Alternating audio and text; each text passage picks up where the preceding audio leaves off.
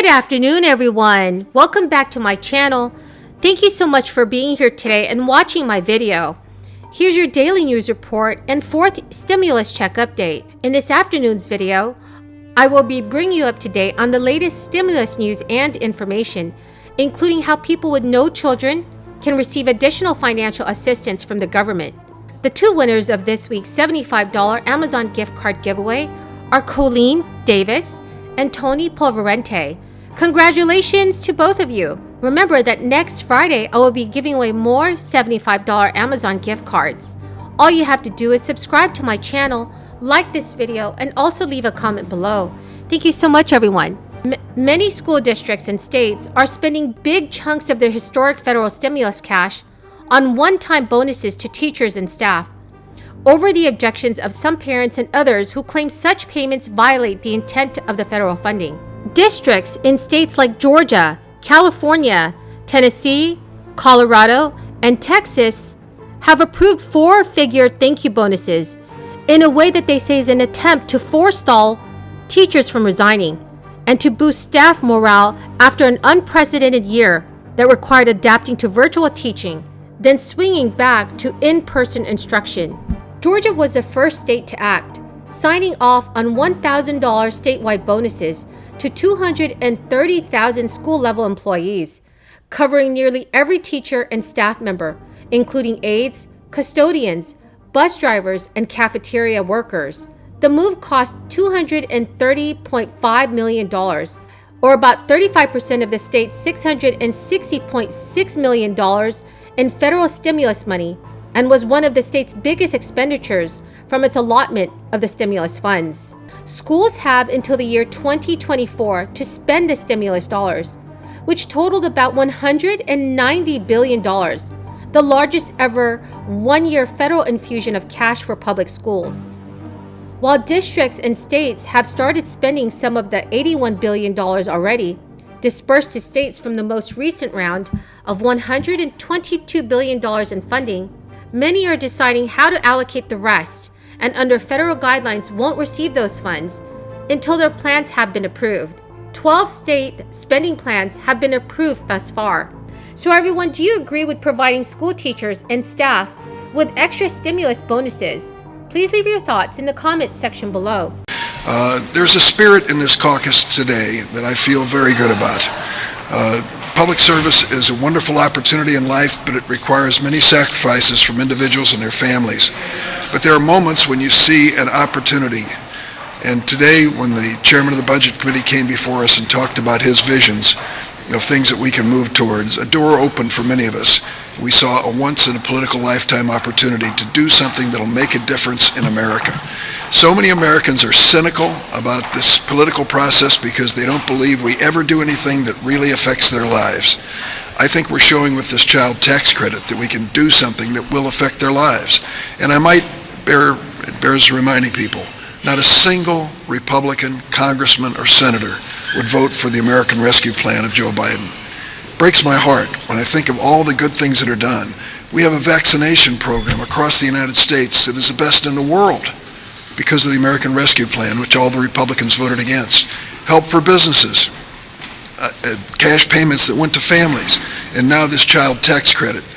In my home county of Sangamon County in downstate Illinois, there are 8,000 children who are below the poverty line, 8,000 in that little county. Half of them will be brought above poverty on average in that county, and almost to 200,000 in the state of Illinois, not to mention the millions across the United States. It makes me feel good about going to work in the morning and believing that these kids are going to have a fighting chance now to appreciate the things in life which all of us took for granted. That's good work, and we have a lot more to do.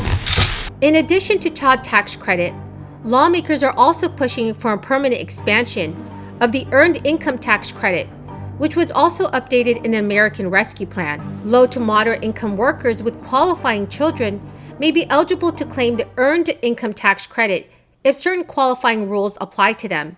You may qualify for the Earned Income Tax Credit even if you cannot claim children on your tax return. The Earned Income Tax Credit provides substantial support to low and moderate income working parents who claim a qualifying child based on relationship, age, residency, and tax filing status requirements. It previously provided very little support to workers without qualifying children, but the American Rescue Plan significantly expanded the credit for these workers through 2021. By design, the EITC only benefits people who work. Workers receive a credit equal to a percentage of their earnings, up to a maximum credit. Both the credit rate and maximum credit vary by family size, with larger credits available to families with more children. In 2021, the maximum credit for families with one child is $3,618, while the maximum credit for families with 3 or more children is $6,728. The maximum credit for childless workers is $1,502, roughly triple what is as prior to the American Rescue Plan. Lawmakers rushed to study a roughly $1 trillion bipartisan infrastructure agreement, as one of their central financing proposals threatened to fall out of the plan, before an initial Senate vote next week, gauging the deal's support. In an hours-long meeting with the White House officials, Republicans and Democrats who have spent weeks negotiating the deal again grappled with how to pay for it. Many lawmakers and aides said that the group may abandon an effort to raise revenue through enhanced enforcement at the Internal Revenue Service after some Republicans said that they were concerned about granting the tax agency such new power. Dropping that proposal would mean the group would need to find an alternative way to cover the full cost of the spending, roughly $600 billion, of which is above projected future federal spending on roads. Many Republicans had already questioned whether the plan would be fully paid for through a mix of repurposed federal funds, IRS enforcement, and public-private partnerships. Republican Senator Mike Rounds, one of the 11 Republicans who had previously endorsed the contours of the agreement, said, "We've got a long way to go. Pay-fors are still being a part of this that we really don't have resolved yet." 11 members of the Democratic caucus already have previously signed onto the deal, which is a smaller group of lawmakers, and President Biden first announced last month. I myself hope that we will see Democrats and Republicans agree on this bill very soon, but I also think that Democratic lawmakers should use the budget reconciliation process already to get the bill passed without GOP support. So if you all agree with me, please let me know in the comment section below. Chuck Schumer had stated, "Everybody has been having productive conversations, and it's important to keep the two-track process moving.